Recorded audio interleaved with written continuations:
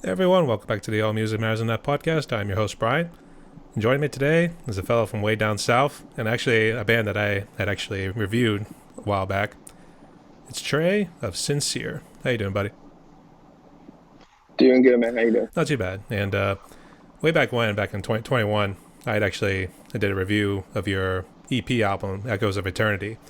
And Oh, okay, yeah. just kind of gave my 2 cents, really, but I would say not the greatest, I will admit, because I actually rewatched it last night just to get some feel for it again, just to remember like what I talked about, Yeah, see if there was any questions I could pull up. yeah. But welcome to my podcast. I just like to bring on musicians and other creators and stuff just to get them know them a little bit more, as well as like maybe ask any questions so that we can, well, like I said, just get to know you a little bit more. So I got some questions here for you. Gotcha. You ready? All right, sounds good. Yeah. All right. So we'll start with the first one. Tell us a little bit about yourself. Who is Sin Seer? So Sin Seer is a duo, being my good friend Cameron McClendon, who I've known since high school. We started this group kind of in between a couple of different projects that weren't really panning out, and he had just been constantly writing. Pretty much ever since he started playing guitar, which was back in high school. So just over time, we've just been very supportive of one another as far as everything that we'd been working on or whatever. And it just was one of those things that kind of came together as it did. And then we just started writing demos from there on in. And about 3 years in, 2018 was when we dropped Echoes of Eternity, the first version of it. And then the reception that we had gotten at the time was pretty positive. A lot of people kind of liked what we were doing, so we were like, let's just keep it going and see where it goes. And we've been at it ever since. So it's just one of those things that kind of just fell into place as it did. It wasn't really planned or anything. It just kind of happened. That's so sick. Yeah. I guess, where are you guys hailing from? Are you guys in the home state of Texas? Yeah, well, so we met. We both went to school at Calhoun High School, which is in Port Lavaca, Texas. So that's like it's about 2.5, 3 hours from where we're living now. So it's much further down south, and it's over there a little bit by Corpus Christi. It's not too far from there. So that's where we met, and I think he had moved to Austin around 2010. So he's been over there for forever, and I followed actually a year later, but I moved to San Marcos. So I'm about an hour away from where he lives. But yeah, we're still relatively close to, one another. So yeah. I see. And I guess why the name Sin Seer? It was just kind of a name. It was just, at the time I was working at a video rental store, one of the last ones in San Marcos. It was called Hastings. And just one day I was just randomly, putting away the video rentals, and there was a movie called The Sin Seer, but it was spelled the way the band name was spelled. And I thought that was kind of interesting. And I don't know, there really wasn't much meaning behind it. It's really just sort of, I guess, a theme for how we are. Like, that's kind of how I write, play on words, things that could have double meanings, things that don't necessarily sound like what they are really. So that was kind of the idea behind it. It was just sort of just a name, it's like any other name. You can have a really dumb name, but if you got a cool, sound behind it, then it makes the name cool. So it's all good. Yeah, I know what you mean too. And it's funny how you grab like inspiration from like just simply at places of work too, though. So I guess, are you the primary writer, or do you guys kind of like take turns with like songs? Yeah, we're pretty much 50-50 on everything, man. Cameron writes all the music. The music's pretty much composed like all together in its final form normally by the time he sends it to me. So from there, I kind of just sort of create a concept out of it, and you kind of just go back and forth. Obviously I have a couple of different notes. Sometimes this needs to be something needs to be trimmed, or something needs to be extended, or something like that. But for the most part, it comes to me as is. So it's really just me sort of creating some kind of concept around it and sort of giving it a life, giving it a personality, and just kind of going from there. And then once I get his feedback on it, get to a point where we decide like, okay, it's ready to go out, or it's ready to go onto the EP or whatever it is that we're working on at the time. So yeah, I mean, there's a lot of back and forth, but there's no like actual like timestamp. You know, like it can. I mean, we can put it out in like 2 weeks, or we can put it out in 2 years. We've done both, so it just depends on how the inspiration goes. I see. And what sort of duties do you do? Are you the vocalist, or are you the guitar player? Yeah, the vocalist. Yeah. I also do like, I guess, all of the artwork and the more or less like prepping the album, all the presentation of everything, all the video editing, anything that's we put out on YouTube, on Instagram, Twitter, all of those. Like I put all those pieces together. So I'm kind of the I look at it as he's like he builds the houses, and I do the interior decorating, and you know, I give it color and all that stuff. But yeah, it's really just a 50-50 partnership. I mean, we split everything down the middle as far as how we handle, you know, he gives me creative freedom to, you know, write how I please, and vice versa, and especially with the artwork and the video presentation. So I think that's also how this whole thing works, because we kind of have to trust each other, you know, with what we're going to put out is worthwhile, or it's going to make us, you know, look somewhat decent or whatever. So yeah, it's a lot of 50-50. Yeah, I can see what you mean too, because a lot of times you hear bands breaking up because of creative differences or just some sort of internal turmoil sort of thing. So it's good to at least split it and at least get feedback going each way though too. So Oh yeah, I guess yeah, absolutely, yeah. what sort of microphone do you use?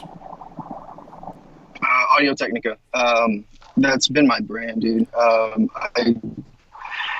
I've been going back and forth between two different ones, but the main one, honestly, I don't even remember the model, but I've been using it now for probably about 3-4 years now. It's my go-to. I just love that brand, dude. I mixed with Audio Technica headphones. Those are my favorite. I don't know, it's just something about that brand. They've got a really nice, warm, like well-rounded sound to it. Like I can get a good sound out of that microphone wherever I'm at. You know, I mean, you know, obviously like it's better if it's treated, you know, in a better sounding room. But I mean, I'm just getting the right angle, I don't know, I've become so much more intuitive with that brand and that style that like I just know it in and out so much, you know, from all the countless demos that we've done over the years. So that's definitely my go-to for sure. I have to say it because yeah, there you got the go. headphones. Yeah, And this is also same ones. Yep. this is also the AT2020 that I'm using to talk with you right here. So I could agree. Yeah. These ones, yeah, they're pretty good. But It works beautifully, man. I'd say the worst part is it picks up all the sounds going on upstairs too. So that's kind of Yeah. Nah, that's the. I guess that's where, like, if you're in a properly treated room, man. I mean, it's crisp. But yeah, I mean, besides that, you will have to kind of work to get the kind of sound that you need out of that. But yeah. I see. And I guess what kind of gear does your partner in crime use? Cameron's, he started out with an Ibanez Geo. I know because we both have the same brand. He started playing guitar, I think, a little bit after I did. But I mean, he took to it so quickly, man. But he had that one for a few years. I want to say he still has it, but he hasn't really used it as far as like recording wise. He's been using his LTD, the Epiphone, probably for like almost like a decade now. I mean, everything we've ever recorded has been with that guitar. There's just something. I mean, he's kind of embedded his tone within that one. So I don't know if he's ever going to switch it up. We don't really talk too much gear wise. I mean, we kind of stick with the same things we've used over the years. It's just, you know, we kind of refined how we use it, and we may have added a few other, you know, new resources or whatever. But yeah, for the most part, I mean, we just stick with what we know and what feels right. So yeah, those are like the go-tos for both of us. I see. Yeah. Now I kind of feel bad because when I was doing my little review, and this is actually the shirt I was wearing when I actually filmed it and all. It was the Born of Osiris shirt. Uh-huh. So I thought it would be at least a little funny. Oh, yeah. I'm not sure if you guys remembered it, but One of the things I did criticize was just kind of the production wise. I guess. How do you guys handle the production whenever you're doing any of your works? Well, when we first started, I had maybe been out of audio engineering school or whatever you want to call it for probably about a year. So I was kind of a little arrogant with how I thought production was ran and all of that. And didn't really pay attention to a whole lot. So the original EP, not the album, but the original EP that we put out, it was very dense. It was very hollow sounding. You don't really realize, because at the time I was more focused on getting good songs out, because I had just started doing the engineering thing, but I had been in bands since I was 16. So this was kind of my way of sort of redefining who I was as a songwriter. So it was more about that than it was anything else. So I neglected a lot of the nuances of audio production. So that's why it sounds as it sounds. And I don't know, man. At the time I was really proud of it just because I felt like I had changed, as a songwriter. Went from a guy who writes shitty demos to a guy who was actually writing songs, Granted, it was still shitty demos, but, it was at a much more, refined state, I think. But the way we did it was Cameron pretty much tracked everything through FL Studio. And then he would send me the samples. And then based off of those samples, I would throw them into my program, mix them best I could. And then I would track my vocal parts. And then at the time I had, I think it was Studio One, the professional version. They had just came out with the mastering setup. So I was, I knew shit about mastering, dude. So at the time I just all right, just throw a little EQ, throw a little compression. All right, there you go. That's it. It's out. Let's get it out there. There wasn't a whole lot of thought behind it. So whenever we did the special edition, we kind of knew that we were kind of limited because the way we tracked it at that time and the way we recorded it, we were kind of, especially with some of the songs, there was only maybe one guitar track. So a lot of it just trying to work with what you had kind of deal. And I don't know, man. It is what it is. I think if that to me, that was the version that should have came out. That was what I wanted people to hear. That was the version of it. But like I said, it was a product of its time.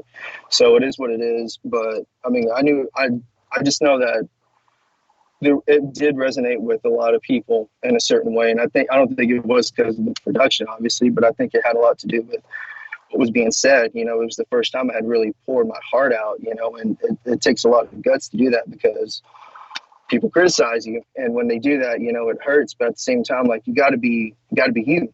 You got to be honest with who you are. And I was just discovering who I really was. So for better or for worse, the production came out the way it did for that, stuff. I see. Yeah.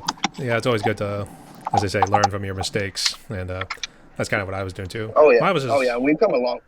Yeah. We've come a long way, man. There's the stuff we're doing now. It's still not where it needs to be, but I know that, I'm learning to follow what I'm hearing, and if I'm hearing a certain thing and it's not sounding right, then I know it needs more work. So I think the more you do it, the more you just become intuitive with those little fine details that you don't really pick up when you're in the midst of all that. But yeah, man, it's all a learning process, man. And in a way it's cool too, because you can not only see, but you can hear the growth of us. You can hear those first recordings and hear us now. And there is a big difference. So, it's all about the journey, man. So yeah, take it for what it is. The road to hell is paved with good intentions, as I guess the saying would probably go. So yeah. I did say I gave it a 7 out of 10 because I watched that whole thing last night just to see what I said and everything, just kind of let's pass it on.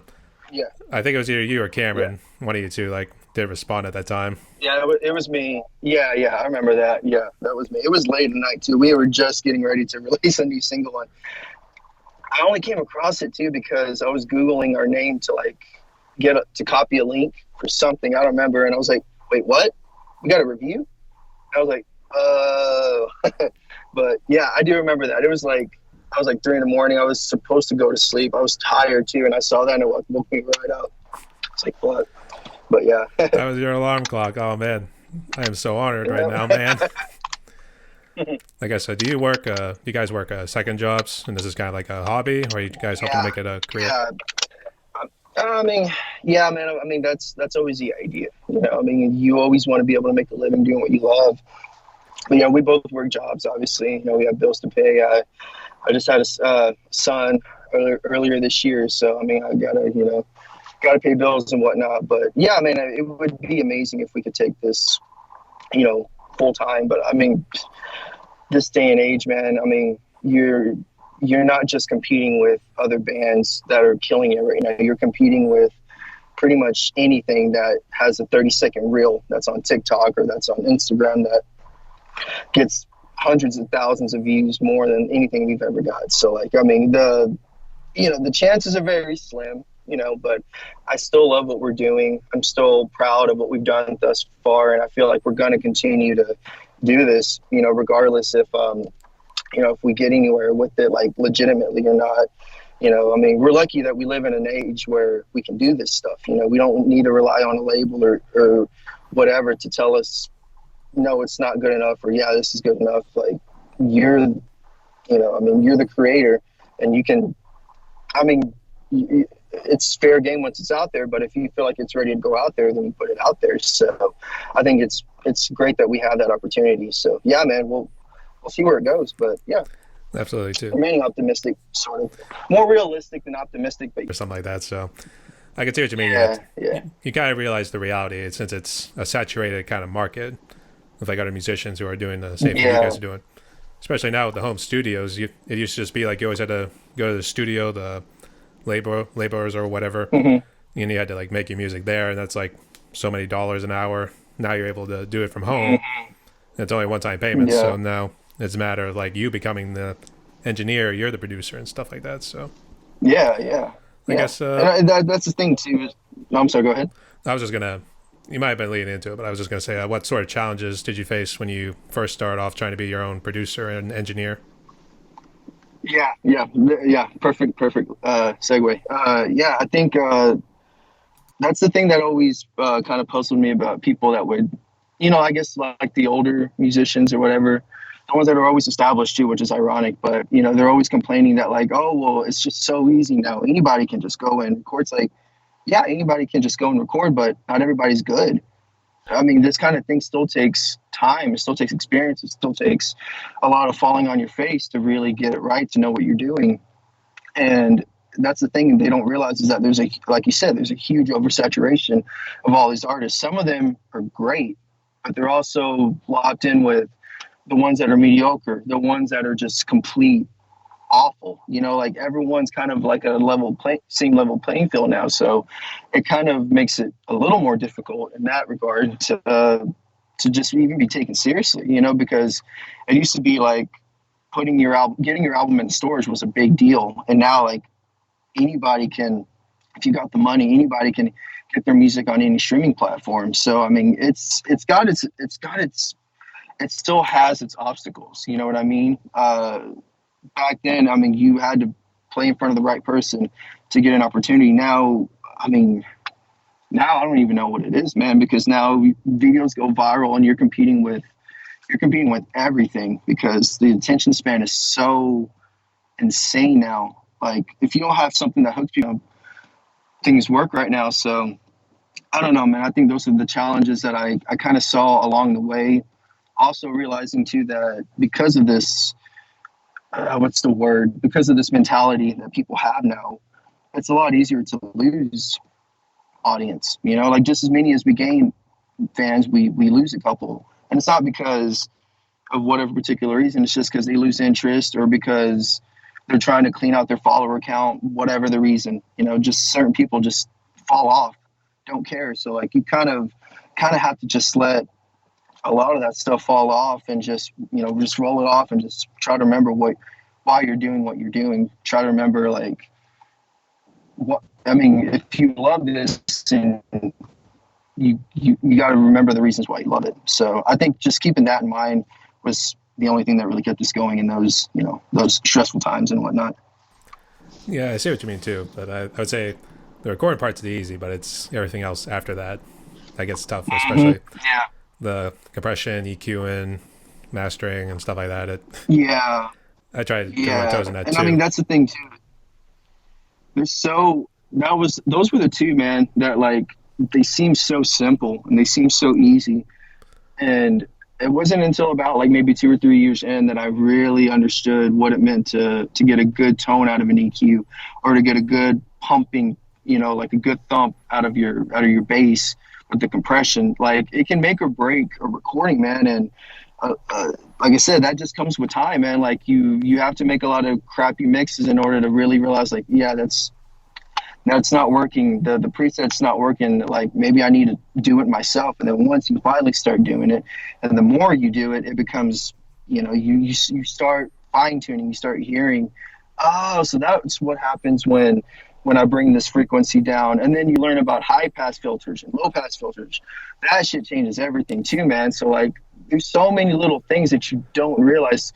Adjusting thresholds, attack and release, like all these little different things make all the difference in the world, man. But you don't realize it until you start really dabbling in that. And that's the problem, is that shit's boring. So like, unless you can find a professional to do it, man, you got to kind of work with what you got. I do know what you mean too, because I think it was Glenn who does his own Spectre Sound Studios. He kind of like Yeah. he does those little like talks as well, where people are like saying like, "Hey, I have this, and I'm hoping you could do it for free, and I'll just give you exposure, that sort of thing." No, still able to pick it up. Okay, there we go. Sorry. All right, and so you kind of see like people just want things to be easy, and then you learn that it's Yeah. not. So that's the unfortunate thing about Yeah. it.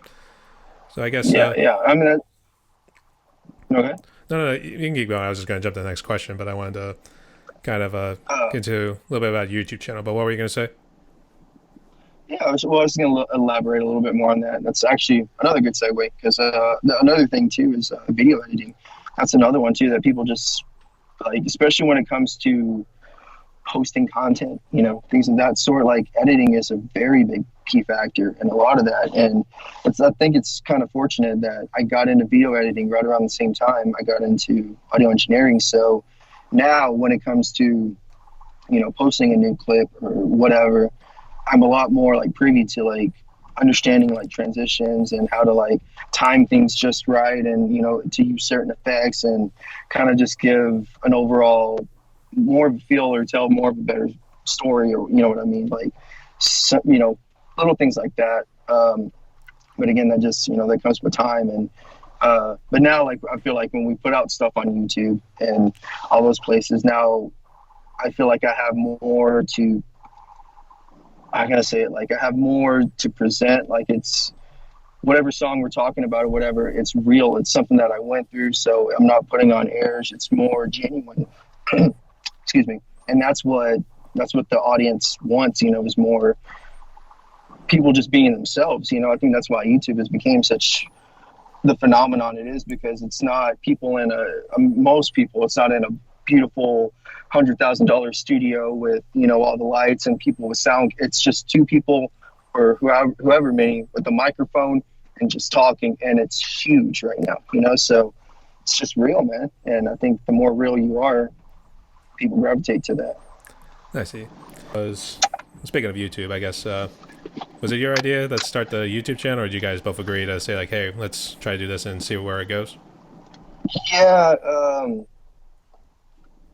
we put out the YouTube channel right around the time we put out the first EP. The idea was to just put out like a music video. We put out a music video for the Happy Fading Faces, but I can't remember what happened to it. Something kind of screwed up along the way, so we kind of released it as is. But yeah, the idea was just to put out a few videos, and that was kind of it. It wasn't until probably around 2020, 2021, we kind of really started taking a different approach to it. Because before, I was kind of going to do like a documentary film. That was the original idea. And it was going to sort of tell the whole story behind me and Cameron, because me and Cameron, like I said, we've been friends since high school, but we've also have tried since high school to be in a band together, and it just never worked out.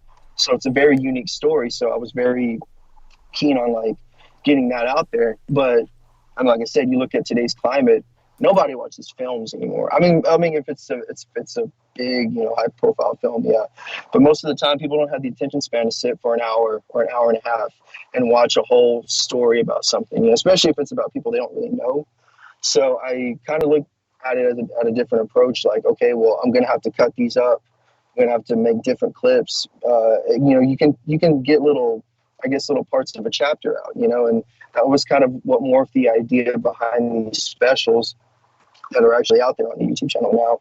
And it kind of just led way to that. And a lot of it too was just with the pandemic, I think that there was just more of a need for being creative.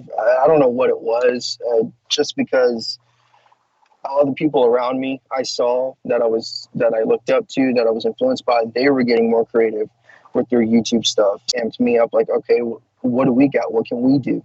So that's kind of what got the idea going, man. So it was really just a little bit of everything around us happening and just sort of reacting to it, so to speak. Yeah, I know what you mean too. And this kind of ties in with what you were saying about video editing, because some of the things I noticed when I try to do these little podcast episodes too, sometimes the audio gets a little mixed up and stuff. So it does get a little frustrating at times. So it's one of the things you just have to adapt and overcome. So you try to make little additions like here and there just to kind of like help make the video a little bit better, or try to at least cover up that mistake so people don't like see it. Absolutely. Yeah. I'm done. Oh man. I go through like a little process where I'm editing myself. I'm like, God, you said that. You really said that, you freaking idiot. Like little different things like that. And you got to cut it up and make yourself sound much more coherent than what you are. And it's just like, oh, like, but I mean, it's great that you can do that because you realize like you have the choice to do that. It comes with video editing, man. Comes with that another tool that you can use. So yeah. That's not so much like say like, oh man, I shouldn't have said that sort of thing. It was more of the guy's like probably talking or me, and then for some reason it just like jumps to like maybe a sentence I say like later on. So unfortunately, it's a little bit frustrating process because I had to deal with that last night with one of the episodes I was actually editing too. So I guess what's been some of the challenges with video editing from your perspective? The quality, I think. It's something that I'm still actually internally struggling with. I don't know. I mean, I think quality is subjective to a certain extent. Not completely, obviously, but I think that you can get something good and worthwhile out of something that isn't exactly 4K. You know what I mean? But also, too, there is like there's a certain standard, and I think that's kind of the thing I struggle with at the time because, being just a duo and being just us, we can't hire a film director. We can't hire a crew. We're kind of limited with our resources. So it's not like I can just go and rent a $5,000 camera and do all this stuff that I have in my head or whatever. It'd be great if I could. Maybe someday we can, but for now, it's just one of those things where like the philosophy I always follow is work with what you're given. And I just know that I can get better at what I do with it's just a matter of just applying yourself and sticking to it and getting to know the ins and outs of, your software. So I think that's kind of what that's the problem I'm at right now. And I mean, I guess you can say that with our recordings as well. Some people will look at it and say, yeah, it's not studio worthwhile. It's not. And they immediately write it off. Meanwhile, I mean, you listen to a lot of the analog recordings from the 70s and 80s. And I mean, they're not Chris Lord algae, but they still sound pretty damn good and they still feel right. So, I mean, it to me, at the end of the day, it still just matters is what you're putting out of quality, And so like, it's a tricky thing, man. But, like I said, it's subjective. So, I mean, everyone's going to have their own opinion about it. So what can you do? Yeah, absolutely too. I guess, what do you use for video editing? Adobe Photoshop Premiere. I think it's like version 15. It's not the latest one. I bought the latest one, and the latest one wasn't compatible with my MacBook, so I had to step down a few. That's what's frustrating too about all this new software, man. Is that like if your stuff's not up to date or you don't have enough space, blah blah blah. There's always some kind of technicality that keeps you from, It's just it's aggravating, man. But yeah, I've been using that for probably about almost 5 years now. Um, I mean, like I said, it's one of those things that like I'm so into it now because I've just done it for so long. I've,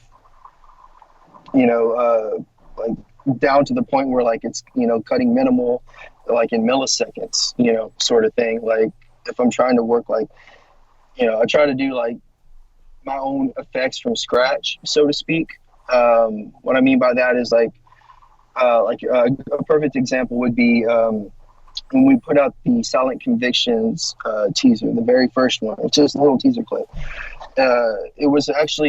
It was two videos top. They were cut so minimal, and it was such a rapid back and forth. And because one of them was in solid white, and because another one was in solid black, it kind of looked like it was like like a crazy blurred effect or whatever. So like, it was just little things like that I picked up along the way, and I mean, I'm able to use these tools, whenever the time is right with our music, but a lot of time it doesn't call for it. So it's really just, like I said, a lot of this is just screwing around with it. Or I can't afford these top-notch effects, so let me work with what I can. Another one I also rely on heavily is the InShot app from the Apple Store. I love that one. The premium one is amazing. It's got so many beautiful transitions on there. I use that one a lot. And Luma Fusion, I think is what it's called. I use that one for a lot too. Actually, the one video that we did for COS a couple of months ago was done on that software. So those are the three that I heavily rely on. But yeah, man, I mean, I try to keep everything minimal. I try not to go too much into anything. Just kind of work with what I have. So yeah. Well, that's what they always like keep telling you. It's always like start small, and then once you at least get something more of a budget, then you start moving your way up and that sort of thing. So that's kind of the same thing I've been doing too with the podcast and everything. But is there anything you hope to achieve with your social media and YouTube channels outside maybe getting a little more of a presence with your music? Yeah, man. I mean, honestly, that's it. It's weird, dude. I've always looked at social media as like a double-edged sword. It's one of the greatest places to meet people, to really create like an amazing foundation, like a great family of people that or like a great support system, which we have found. But it's also just a cesspool, man, of just miserable people that just want to make other people miserable, and it's depressing sometimes too. So I'm not too like it's not going to hurt my feelings if we don't get to 1 million followers. You know what I mean? It's not going to hurt my feelings if we get buried in the algorithms. Like it just doesn't. That stuff doesn't appeal to me, man. But I also hope that people come along. Some people stumble upon us along the way, and they're like, "Oh, what was that?" And they actually check this out, because we've had many occurrences where people have messaged us saying, "Hey, I just heard this song. It sounds so great. I'm a fan. Like, I really hope you guys go somewhere, whatever, and that stuff, like, that's what keeps us going, man. That's what resonates with us. So we need people like that, but not everyone's going to feel that way, like, so you gotta just have to take chances sometimes and put yourself out there. And, like we're always submitting our songs to radio stations, to podcasts, to all kinds of places. So, you just, like I say, just shoot your shot, man. I mean, if people like you, then they'll put you on. If they don't, then we'll find another way to get on somewhere. So, yeah, man. I mean, I just hope we just build more of a solid, fan base, man. I mean, that's all I can really hope for. I see. Yeah, I didn't know if there was like something you're trying to do with like some of your YouTube channel too, because I've had some of your videos too, and looked like it was kind of like giving a little bit of a behind the scenes, or maybe some of your struggles you guys have gone through. I guess what sort of videos do you guys do on your YouTube channel? Is it like strictly recordings, or do you your personal life? Little, yeah, it's a little bit of everything. I was growing up, man. I was a huge fan of the home videos that bands like Korn used to put out and Slipknot, and they would have little behind the scene clips of. Oh, excuse me, sorry. They would have little behind the scenes clips of them in the studio, bullshitting around outside, drinking beers, playing just joking around, just being themselves. Just talking, shooting the shit, and I always like that was always I think that was always the first thing that drew me to this lifestyle was that camaraderie and just being able to make music and just have fun, like it just looks so much fun. And I think that's what I kind of try to put into our videos is like when you see us in the car and we're just sitting there talking about whatever, or like with this next special that we're about to put out in December. But that's kind of the idea, sort of paying homage to a lot of those home videos that I grew up watching, because you kind of felt like you were there with them, you know what I mean? In a way, like you were behind the curtain right before they were about to go on stage and they're getting pumped up and they can hear the crowd getting ready. Like you were there for that, like that kind of, I kind of just try to give the audience member like that kind of perception. So that's the idea behind it. I mean, I don't know if we're fan of that kind of stuff. So I try to put in little things like that when I can. And I guess that's kind of where the whole idea for the specials came along. Also sort of just closing to bed all of those songs, because I think after this year, we're pretty much going to be done with all of our old recordings as far as like remixing them, remaster them, putting them out, and start completely new next year with brand new material. So we're really excited for that too. But yeah. Are you guys planning on doing any sort of like shows in like your neck of the woods? I don't know if you want to plan on like touring now since you got a kid and everything, but I guess what's your plans for this year? Well, this year, nothing this year. We're just going to be wrapping up the year with 2 more releases. We'll be putting out a compilation of all of our singles that we've pretty much recorded thus far. A couple of B-sides that didn't make the cut before, some acoustics, some remixes, blah blah blah. So we'll be putting that out hopefully around October, and then in December we'll be putting out Vicious Cycles, which was the final EP that we've done back in 2019. We'll be putting that out along with the special as well. As for next year, man, I haven't talked with Cameron about a lot of this, so I don't want to say anything, give anything away, and him, be upset like what the hell, like. But the one thing I can say is that as far as next year goes, I absolutely have plans to take things to the next level, regardless of whether that's, going to a professional recording studio and recording these songs in an actual studio, whether it's, playing live shows for the first time, which I'm absolutely interested in. I really think we need to get on stage, even if it's just one time. I really think it needs to happen. So there's a lot of different ideas that I have right now.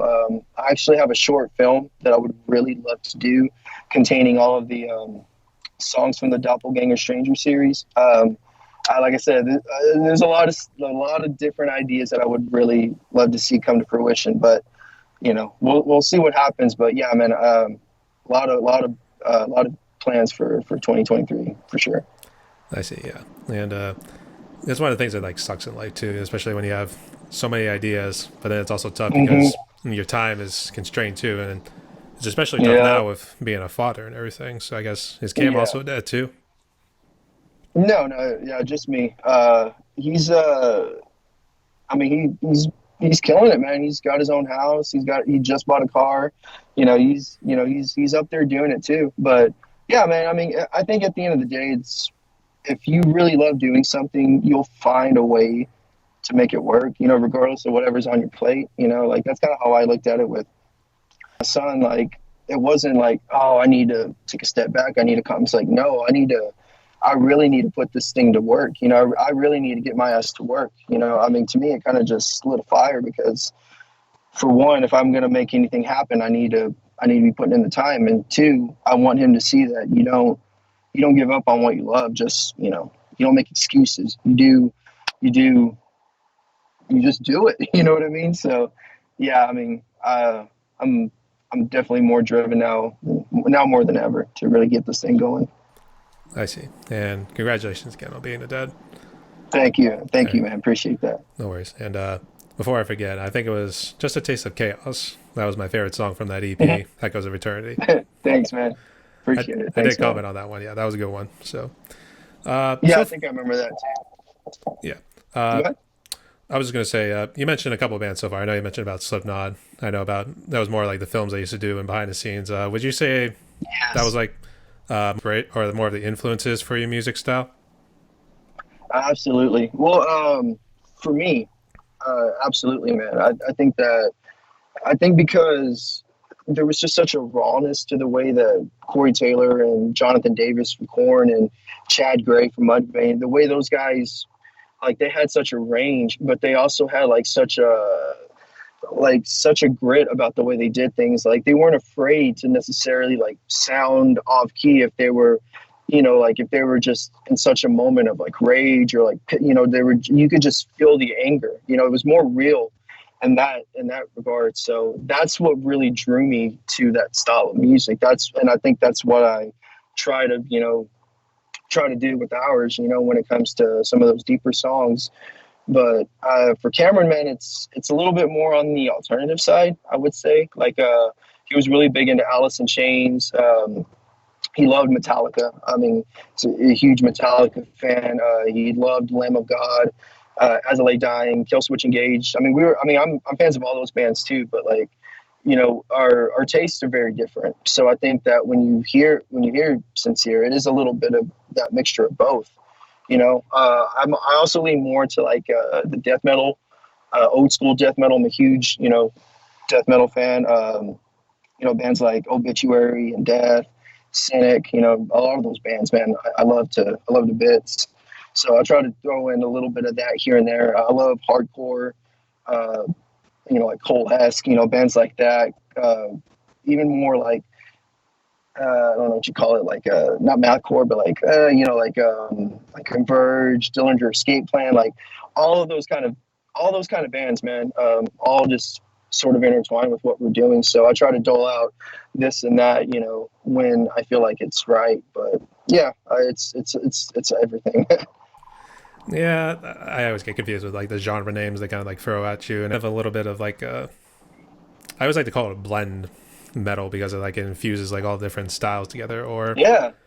I guess I even like progressive, I guess, if that's also the term that they use for it. I know that's Yeah. some progressive metal groups like Between the Buried and Me and stuff like that. So Yes. Another great band. absolutely, those guys always kill it.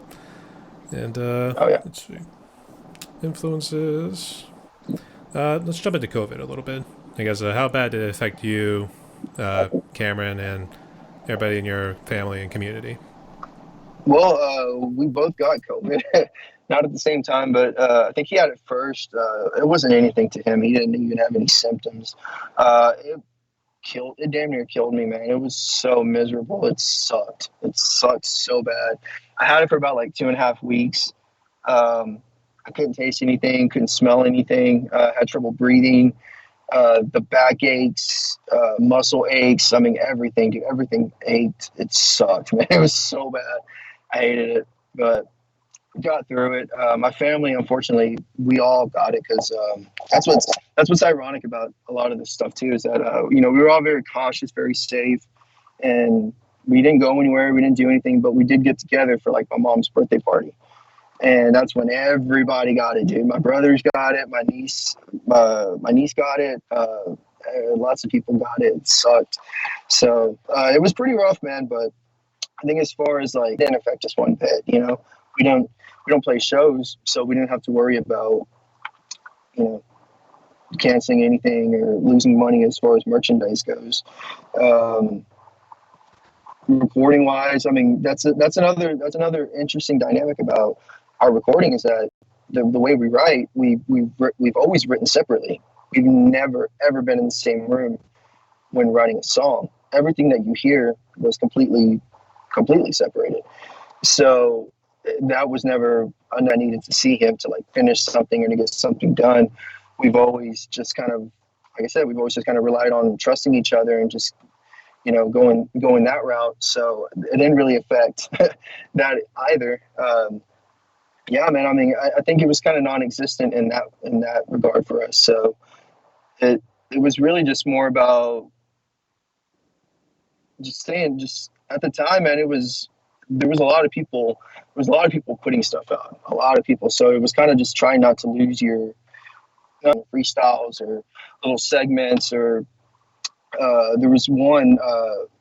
And I want to give a shout out to Demon Star because I mean, a lot of bands did this, but they would do like FaceTimes together, and they were all conjoined on like three different ones, and one of them was playing drums, the other one was playing guitar, and the other one was playing bass, and it was like they couldn't do shows, so like they still found ways to put stuff out, and that inspired the hell out of me. So I was like, yeah, man, like people are doing stuff, we got to do stuff. So I mean, I didn't want to write a song about COVID or nothing like that, but I just wanted us to be in the game, put me in the game, coach. So like, it was that kind of thing. But besides that, man, it was, just another day at the office, as they say. It was sort of a blessing in disguise too, because at least popped in some ideas. I know it's. Mm-hmm. I always tend to like a little refrain from that too, because obviously it's anything but that. It was normally when I say it's because it allowed you to have ideas or something else you wanted to try out. One of the things Right. I noticed a lot of people are doing that, like live streams. Would you guys consider doing live streams in the future? Absolutely, man. We've actually talked about that before. There's a couple of different ways we could do it. Obviously, just us just getting on camera together and doing it would be great. We went live on Instagram a few times. I mean, we don't ever announce it. We're really bad at doing announcements and stuff like that. We just kind of just put stuff out.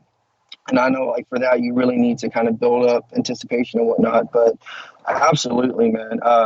I've also been kind of wanting to do maybe because we've done acoustic songs at this point. I would love to do an acoustic set, and I mean, it would be very easy as far as getting together. And once we have the right equipment, right gear, and right timing and everything, it'd be awesome to dole out a couple of our songs acoustic. I just set up a mic, sets up a guitar, and we just go at it. That would be fun. But I would also love the idea of just us doing a podcast. I mean, there's so many different cool ideas we can do. But yeah, I can definitely see that in our future for sure. Yeah, podcasting it can be fun too. And I guess would it be like something like interviews, or would you guys just talk between amongst yourselves and just talk about random shit? A little bit of both. That's kind of the thing, man, is that our best conversations, man, we never record them. But yeah, I think it's just because we don't talk, or excuse me, we don't see each other all that often. So when we do, like, I mean, it's catching up and it's shooting the shit. And a lot of it is, oh, did you hear about this and that? Yeah, I heard about that. Oh, what did you think about this band? Like, and we're just catching up on everything. So that would be so much fun to actually maybe kind of do it spontaneous like that. Like, just at some point randomly get together and do something like that. That would be cool. So yeah. I mean, there's so many different ways you can do stuff now, man. So yeah, we'll see what we come up with. But yeah, I could definitely see us doing that. Now, we'll give a word of advice. I haven't used it yet, but I heard Restream could be a good one because it allows you to like stream on multiple platforms. Oh, So, okay, cool. But if you do it just on two, if you do it on two platforms, it's completely free. Otherwise, you have to pay like a subscription or whatever if you want to do like more channels. But if you just want to stick to like two channels, it's completely free. I don't know how to use it, so I don't want to steer you, and I'll let you research on it and just let you do it. But I figured that's at least a free option. Yeah, thanks. We'll see where it goes. I heard Twitch, I think, is a good thing for musicians too. So yeah, I've been hearing a lot. I've been hearing a lot of good things about Twitch. Yeah. All right, sounds good. Here's a good one here for you. What do you love most about metal music, and I guess music in general? Oh man.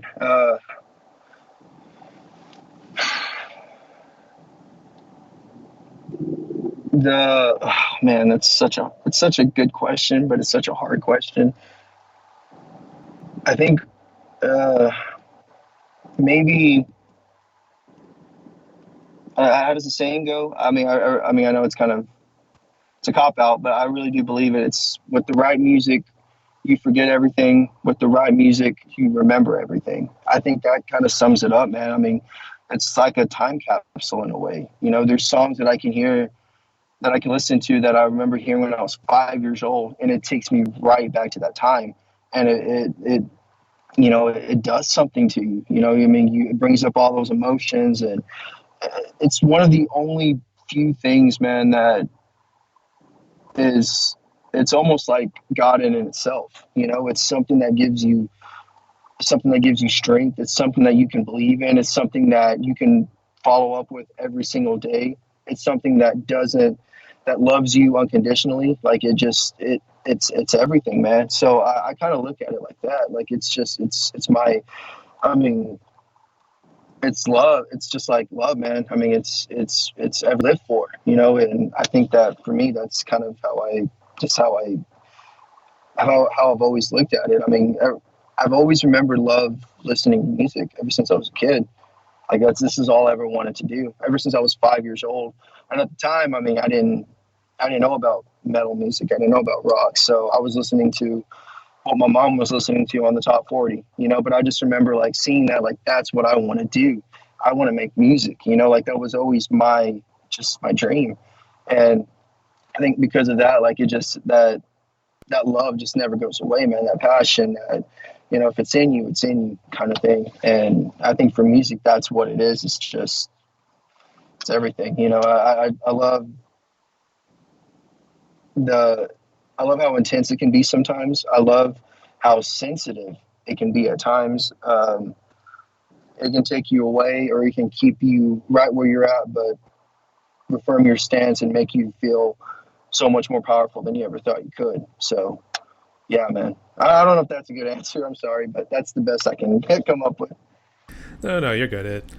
It's kind of an in-depth question, but a lot of it I think has to deal with emotions. Obviously, if it's That's sad, or as you were mentioning earlier with the old school Mudvayne, Slipknot, Korn, that stuff, yeah. there was a lot of anger and stuff, but it seemed like it was Mm, relatable in a way. So I think that's a yeah, big. yeah, I think it's a big thing. Music has to be relatable in some sort of way, and there's also a good story behind it, even if it's like profanity yeah, laced or whatever. So because that's technically how it was with Mudvayne and all those guys. yeah. Well, So and I mean, in a bit of like catharsis, cath- catharsis, I guess you would catharsis, say. yeah. Like, yeah, it's therapeutic, man. I mean, there's something about.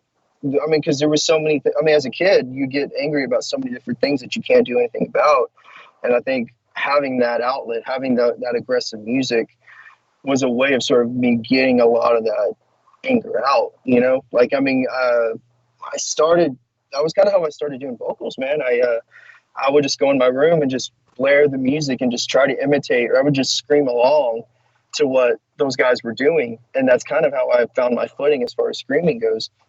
But yeah, it's just there's something just getting that tension off your chest. You know, I mean, you go through a bad breakup, some asshole picks on you at school, or your parents are mad at you for whatever reason. It's a way to just let out all this aggression that you don't have anywhere to go with. So I think that was why those bands did such a set. I see. Yeah, absolutely. And it's funny when you mention the therapeutic too, because that's how it was with drumming wise, because that's everything. That's Yeah, all the same answers that I get with like all the drummers I interviewed. So yeah, yeah. there's some sort of therapy behind it. That's why they actually make music therapy. I was actually hoping to get a music therapist on here too, but I haven't gotten one yet, and it's a lot hard. It's harder than what you think, especially some of them. I think one was like Uh, working with LGBTQ and stuff like that. So yeah, yeah. so Gotcha. there was that. I might have to try again with somebody else, but we'll see what happens. Yeah. All right. So we almost talked for a good hour here, and we're just down to the last two questions technically. But this is the part of the podcast where now I give my interviewees a little bit of freedom to ask me anything, or if there's anything you'd like to get off your chest. So if you want to take it over, or just say No, whatever well, I happens. mean, I don't. No, I mean, I don't really. I mean, I think maybe just drum wise, I would just like to kind of pick your brain, maybe a little bit, like as far as like production wise, what is it that most drummers, like, how can I say it, like, what makes a good drum sound, like, to a drummer? Well, I can see what you're trying to do, but the thing is, I use an electric drum kit and everything too. Oh, So, one of the things, strictly with MIDI and stuff like that, for electric drum sets, it kind of helps yeah. eliminate the barriers of like having to get like microphones and stuff, or maybe you're doing your whole man cave just to make it soundproof and stuff like that, or to make sure it's not bouncing all over the place. But one of the things I've seen with acoustic drummers, they'll put the microphones in specific spots. Sometimes they'll have it over the toms, close to the snare, maybe like hovering up so they get the nice cymbal sound and everything. So Yeah. it seems to vary. I think it comes down to preference, to kind of answer your question. Yeah. I think it's Yeah. a preference thing. So whatever you like, that's what you should roll with. That makes sense. That makes sense. Yeah. Well, I mean, we use MIDIs in our drums too, so I think that kind of sheds a little bit of light too, because it's, it's not the same, but because it's not a human playing it. But actually, that is one of the things that Cameron does really try to incorporate. Like, because a lot of the new kits now do have that human effect, which it is whatever, but he does actually go in and actually adjust the velocity of certain hits. So like if you're trying to do like a snare roll, and you're trying to like start it off soft and then build it up, and right before you go into the next part, he like fine tunes all of those little minute sort of things. So like it's giving a human effect, a human, even though it's computer generated, but I mean we're still the humans running these machines. So in a way, we're trying to give as much life to it as we can. That's what I'm saying. But yeah. Yeah, I know what you mean too. And that was some of the things I talked with like some of my interviewees, because they said you're not able to really emulate the, I guess what would it be, the cymbals, the hi-hats, and those kind of things. Yeah, a lot of that, yeah. Or even like a choke or anything like that, yeah. Yeah. So yeah, it seems like as good as it is, maybe doing it for drum covers and stuff like that, because it eliminates like so many barriers. Yeah. It takes a little bit of time, because Sure. you kind of need to like make like all the sounds right, and then just incorporate your own sounds into it. It does eliminate a lot of the barriers instead of just like make sure everything sounds right and everything. So that's what I would say. All right. Hopefully that answers your question. So. Yeah, it does. Yeah. Thank you. Yeah. All right. Got any others? I think that's pretty much it, man. I mean, I don't really with the podcast or whatever. It's just I like to come on and just we get to know each other, shoot the shit, just kind of just talk about whatever. But no, I don't really have. I mean, if you're asking about like the interview or your review, like I mean, I don't know, man. It's nothing like everyone. That's like you said.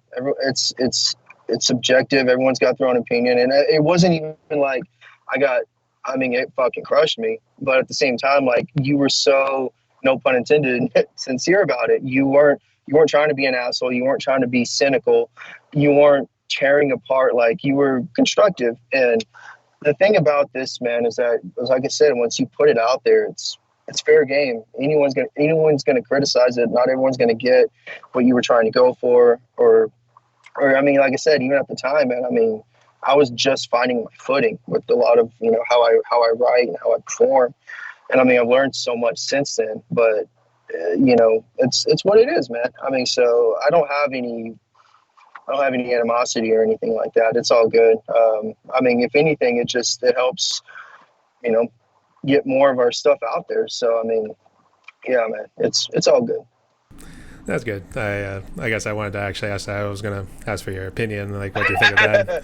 So yeah, you kind of at least answered my question there. So that's good to hear. And I was at least just trying to be constructive, because obviously these days, you run into people who would be like that, who would be like criticizing you for one of the stupidest reasons too, and I'm plenty of that. So. Oh, dude, the first time we put out some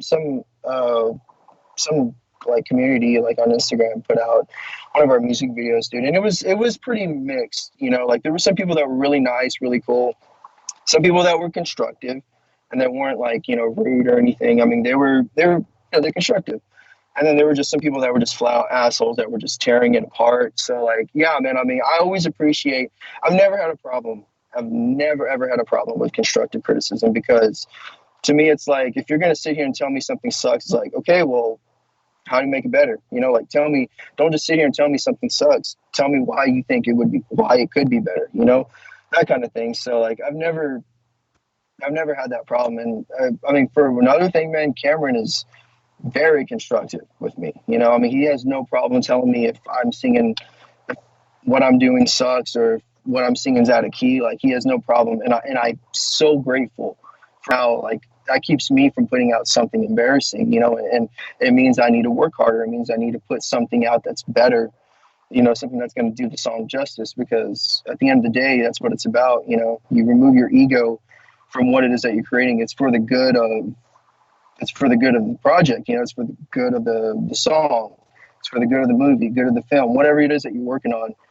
You remember the best idea wins. It's not about your feelings, you know? So, yeah, man, along the way, you know, I've learned to appreciate that. So yeah, man, it's all good.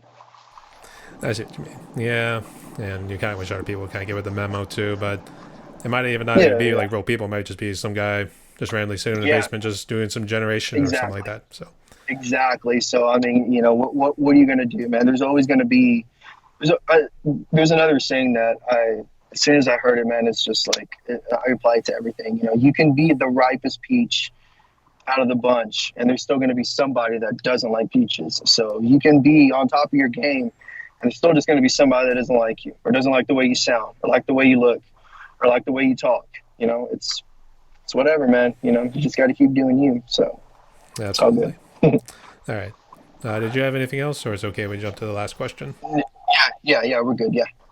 Don't want to keep you on your job too long. So, all right. Nah, it's all good. All right. So, this last one I always like to ask because I like to at least get people's 2 cents on it. So, what Mhm. sort of message of hope could you give to musicians out there who are, I guess, doing something similar to what you're doing? They're trying to get back because of what COVID's done. The one thing I can say that I really wish someone would have told me when I first started, I mean, this is regardless of COVID. I think this just applies in general, man. The one thing I really wish someone would have told me was, don't settle. Like, don't settle for less. You know, whether you're, I mean, the people that you're surrounding yourself with, the people that you're working with, if they're not helping you, if they're not inspiring you to get better or to motivate yourself to get better, then you don't need those people. You know, if you're working on something and you're like, it's good enough, like, cut all of that shit out. Don't settle for anything other than your best, you know? And I think if you apply that to everything, and if you just, you keep your blinders on, you can't really focus on whatever anybody else is doing right now, because there's gonna, you know, your friends, I mean, that's their success. It doesn't necessarily take anything away from you. You know what I mean? So just laser focus on what it is that you're doing. Keep writing, stay inspired. Just remember, like, I mean, take breaks, you know, just remember why you're still doing it. You know, it's so easy to lose sight of this along the way, man. Once you start getting into social media, once you start bringing in people to do marketing and management, submitting to labels, like, once you start really getting into this, it can be overwhelming, you know? So you just got to remember what you play for. Like Warren says, remember what we play for. So just, I think as long as you keep that in mind, you'll stay on the right track. Spoken like a true prodigy is what I always like to say. Yep. All right. Very excellent words of wisdom. And I can see what you mean too with everything else. So best of luck to you and Cameron going forward, buddy. Thank you, man. Appreciate that. All right. So, end of my podcast here, buddy, and we talked for a good hour or so. So, I guess, did you have any shout outs or any last words you want to say before we close? Shout out to Cameron. Always, always doing the most, man. I mean, I couldn't, we, all of this wouldn't be possible if it wasn't for the music that he's making. So, and not only that, but that music has saved me 10 times over, man. So shout out to him. Shout out to everyone that listens to us. I have too many people to name, but I mean, if you're listening to this now, thank you. I love you. Yeah, man. And once again, thanks for having me on, man. I mean, I'm glad that we did this and we, you know, clear the air, so to speak. Like this was fun, man. And I really enjoy this. So thank you. And yeah. Appreciate it. Yeah, I kind of wish we just didn't do it in the car. I wish we had done it at your man cave or Yeah, something like that. yeah. So Sorry about that, man. no, that Yeah. was Well, my I mean, fault. we had like a little, yeah, we had like a little window, and my wife took the kid, and he was wasn't having it, man. He wasn't having it, so they ended up coming home early. I'm like, well, kind of fell through. So, it happens, man. But yeah, I mean, I hope it's still a good interview. I hope it still sounds all right. It was, and actually, it was a lot better than the last one I did. And obviously, I guess the cellular reception was a Oh, lot okay, good too. cool. So that's all good. So Okay, awesome, great, all great, right, great. all right. So everyone, my guest today is Trey. He's part of the band Sin Seer, along with his partner in crime, Cameron. Go check out their YouTube channel. I guess where else can they reach you at?